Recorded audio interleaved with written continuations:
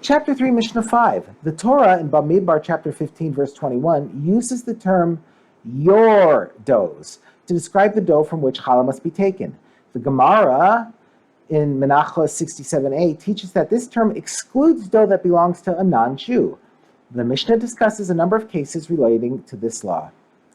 If a non-Jew gave flour to a Jew to make a dough for the non-Jew, the dough is exempt from the challah obligation because it belongs to the non-Jew.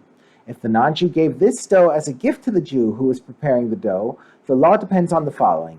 If the non-Jew gave the dough to the Jew before the Jew completed kneading the dough, the Jew is obligated to separate challah when he completes kneading the dough, because the dough is owned by a Jew when the challah obligation takes effect.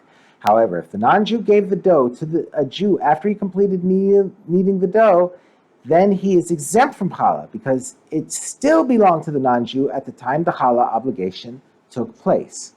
Only a dough containing at least 5 rev'im of flour is subject to the challah obligation. See the Mishnah in chapter 2, Mishnah 6. The Mishnah discusses a case in which a dough is owned partly by a Jew and partly by a non-Jew. If a Jew makes a dough together with a non-Jew, that is, each one owns part of the dough, the law is that if the portion owned by the Jew does not contain the minimum measure subject to the challah obligation, 5 rev'im of flour, the dough is exempt from the challah obligation. Although the entire dough contains 5 rev'im of flour, the portion of the dough that is owned by the non-Jew is not counted towards the minimum measure subject to challah. Since the portion owned by the Jew by itself does not contain the minimum measure for the challah obligation, it is not subject to the challah obligation.